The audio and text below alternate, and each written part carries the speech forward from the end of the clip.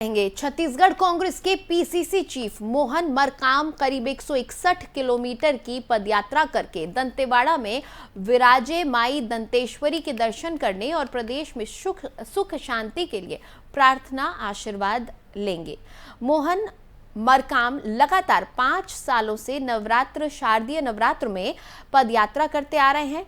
कोंडा गांव से आज सुबह करीब 6 बजे ग्राम देवी शीतला माता मंदिर में पूजा अर्चना कर पदयात्रा की शुरुआत की। वो लगभग 51 किलोमीटर पदयात्रा कर बस्तर ब्लॉक में विश्राम करेंगे। दूसरे दिन 50 किलोमीटर और तीसरे दिन 45 किलोमीटर तय करके चौथे दिन 15 किलोमीटर चलकर 161 किलोमीटर का सफर 4 दिन में पूरा करेंगे। इस पदयात्रा में कोंडागांव विधानसभा के लगभग 200 भक्तगण शामिल हुए।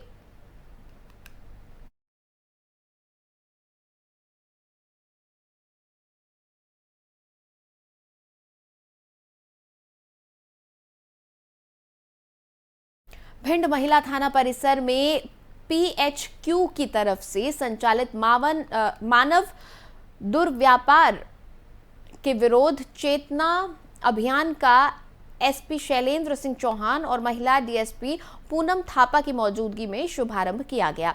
इसके साथ ही जागरूकता रथ को भी हरी झंडी दिखाकर रवाना किया गया।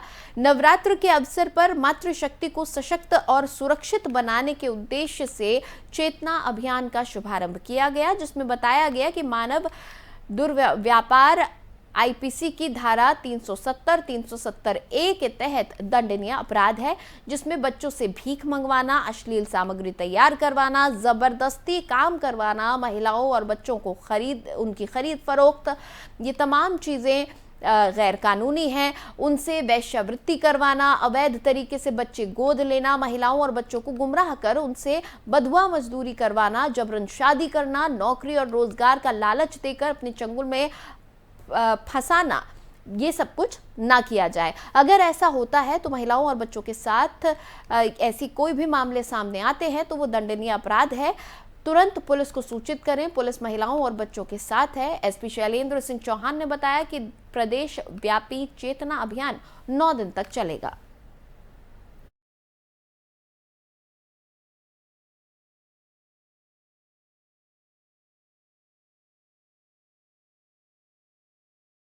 और मंदसौर जिले में लंपी वायरस पूरी तरह से बेकाबू हो गया है। इससे प्रदेश में अब तक 26 पशुओं ने दम तोड़ा है।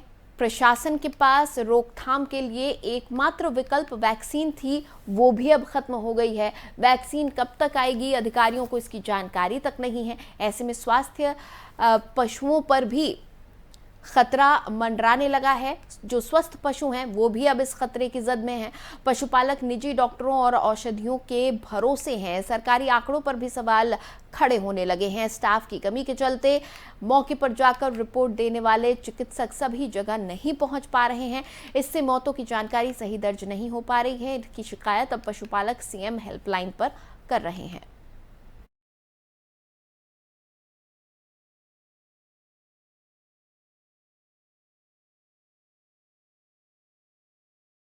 और छत्तीसगढ़ की राजधानी रायपुर में सोमवार से एक बार फिर सिटी बस सेवा का संचालन शुरू हो रहा है। इस सेवा से शहर के साथ ही आसपास के इलाकों में जाने वाले लोगों को फायदा मिलेगा। नवरात्रि का पहला दिन होने के कारण मेयर एजाज डेबर ने महिलाओं को फ्री सेवा देने का ऐलान किया, यानी कि आज एक दिन किसी भी महिला यात्री से किराया नहीं लिया जाएगा।